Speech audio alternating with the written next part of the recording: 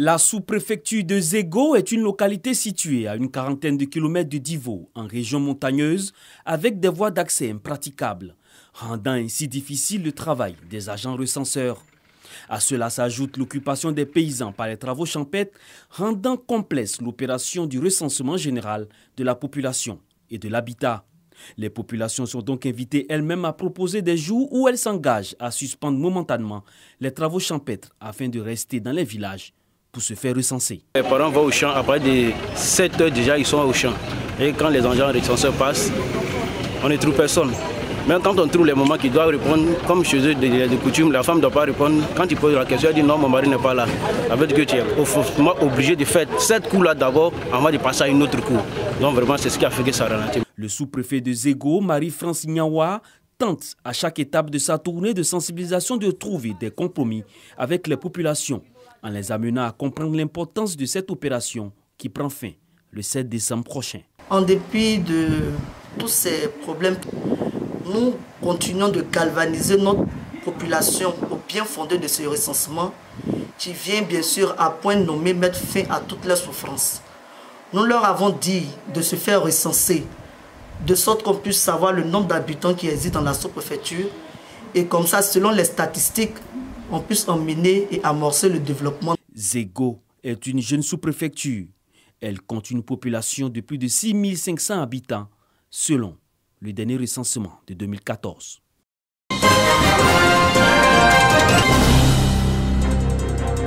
Une vingtaine d'acteurs des médias et leaders communautaires du nord du pays formés au règlement de conflits. Une initiative de l'ONG Equal Access International. Ce que nous attendons de l'écosystème, c'est que l'écosystème s'implique même dans les activités radio, qu'ils puissent adhérer aux différentes thématiques qui seront abordées dans leur radio. Le traitement impartial de l'information dans le respect du principe de ne pas nuire, croître les discours positifs et la couverture médiatique de l'information sont entre autres les objectifs de cette activité.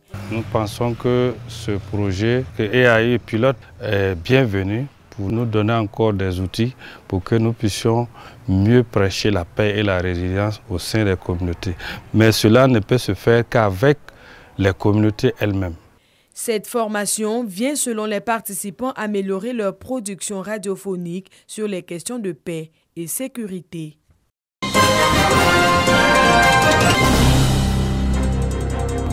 Au dîner dans les locaux du CAFOP. Ah oui, faut qu'on chante. Bien, le chant, c'est le petit Booussou. Pour commencer la journée, une chanson culte bien connue dans le milieu enseignant. 2 et 3. Le petit Bossou s'en va à l'école en portant son sac posé sur l'épaule.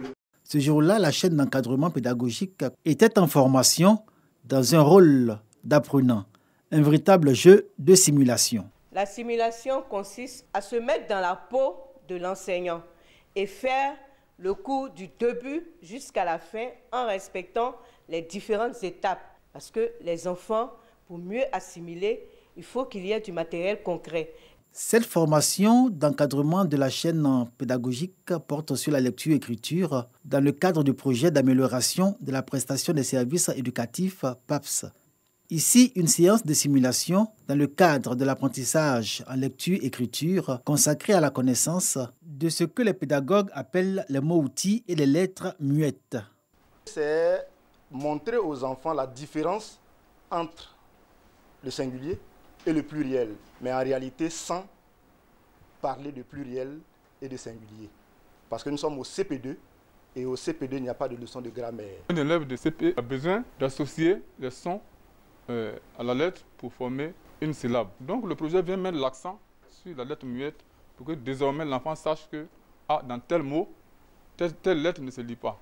Les mots-outils, c'est-à-dire les mots utilisés pour construire une phrase et les lettres muettes, celles qui dans un mot ne se prononcent pas, constituaient une difficulté majeure dans l'apprentissage des enfants, notamment ceux des CP1 et CP2. Le projet J'apprends mieux à l'école y apporte un correctif aujourd'hui à travers de nouvelles pratiques recommandées par le PAPS. Nous avons pris un engagement, mes conseillers pédagogiques ainsi que les enseignants. Nous nous sommes donné donc la main pour faire en sorte que ces résultats-là effectivement s'améliorent. Il faut que le conseiller pédagogique, l'inspecteur puisse avoir les moyens de régulièrement être auprès de ces maîtres pour les suivre, les recadrer, les aider. Le projet Mon enfant apprend mieux à l'école, qui touche le CE1 cette année scolaire 2021-2022, vise 6 régions de la Côte d'Ivoire, la Bagoué, le Béré, le Bunkani, le Poro, le Kyologo et le Kabadougou.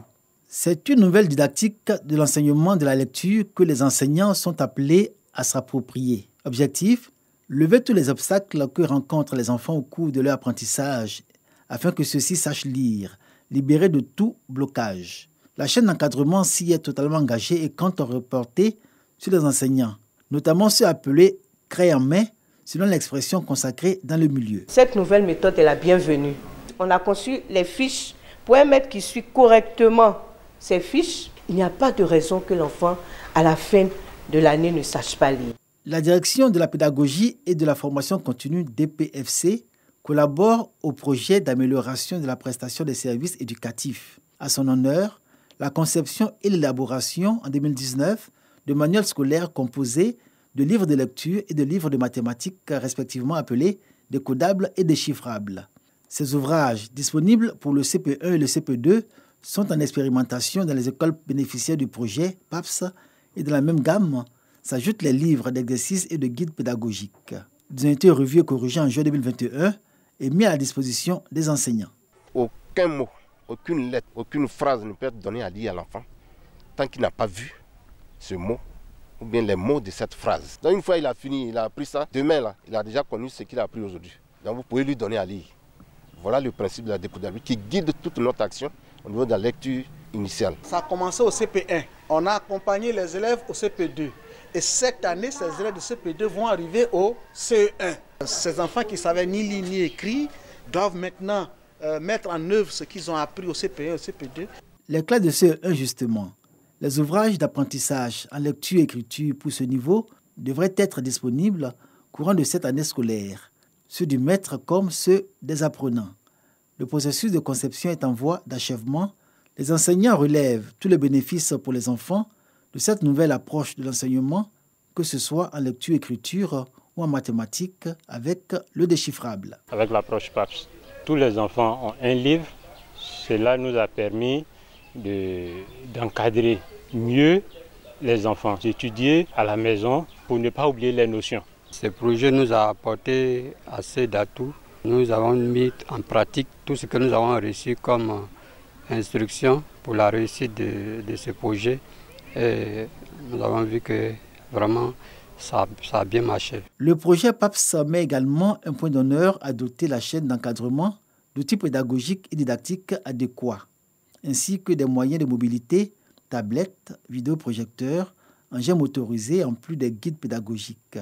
Un arsenal grâce auquel les conseillers pédagogiques sont en mesure d'atteindre l'objectif que leur assigne le projet PAPS. Nous avons reçu les tablettes, nous avons reçu les vidéoprojecteurs. Ça rend le travail efficace et rapide. Merci au PAPS. Parce que depuis nous avons reçu ces engins, en plus nous avons encore du carburant, on a une motivation pour aller déjà sur le terrain. Ça fait que nous arrivons finalement à produire les bulletins qu'on nous demande par mois. Parce que le conseiller doit produire 15 bulletins par mois. De 2019 à ce jour, 1000 instituteurs et institutrices et 118 acteurs de la chaîne d'encadrement pédagogique sont formés sur les nouvelles pratiques d'enseignement et d'apprentissage, de la lecture-écriture et des mathématiques.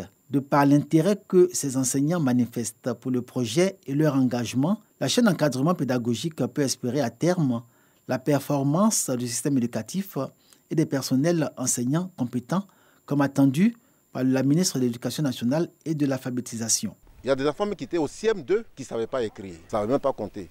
D'ici 1 an, 2 ans, vous allez vous rendre compte que les résultats au niveau de la lecture et de l'écriture et de mathématiques, ces résultats-là s'améliorent. Ce projet porte. Grâce au projet Mon enfant apprend mieux à l'école, le pourcentage d'élèves de CP2 ayant acquis le seuil minimum en lecture et écriture est passé à 30% en 2020 contre 1% en 2019. En mathématiques, 49% en 2020 contre 24% en 2019. Des résultats qui augurent un bel avenir du PAPS.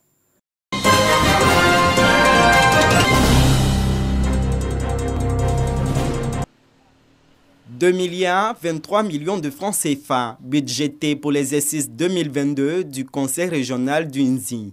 Un peu plus d'1 milliard consacré à l'investissement, notamment la construction et la réhabilitation de cantines, de classes et de logements d'enseignants, la construction de centres de santé et l'électrification et le reprofilage de voies. Je reste un peu sur ma faim par rapport aux réalisations sur le terrain, parce qu'on a des partenaires qui malheureusement ne répondent pas à nos attentes.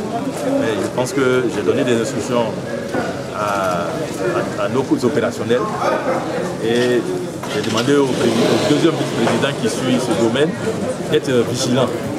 Et la loi nous autorise à engager des procédures de résiliation quand il y a une défaillance. Et donc il faut appliquer ces dispositions-là avec beaucoup de rigueur. Je crois que de cette façon-là, on va pouvoir réaliser tous les projets en souffrance. Et si on le fait, ça va impacter positivement la vie de nos parents. Le président du conseil régional du Nzi, Nguessan Kofi Lataï, a salué le plan social du gouvernement qui va permettre de construire des châteaux d'eau et d'électrifier 201 villages sur 206. Le représentant du préfet a invité les membres du conseil à travailler avec abnégation afin de transformer le rêve de l'équipe régionale en une réalité.